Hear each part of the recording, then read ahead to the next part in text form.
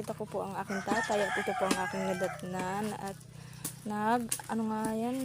nagagawa po ng puluhan ng aking tatay. So ayan. Tatay, kanino puluhan yan? Ha? Kanino mga ano yan? Gulok? Kay Lia. So yan lang po pinagkakabla ng aking tatay habang wala po silang trabaho. Ayan.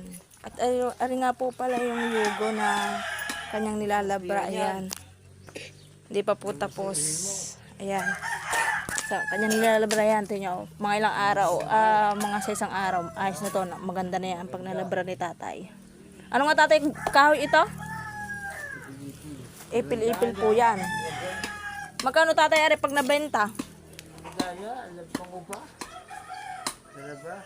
Yan, 500 daw po ang upa sa labra. So, binali na daw po ng aking tatay at hindi pa yari, nabali na. So, yun lamang po ay mga idol. So, maraming salamat.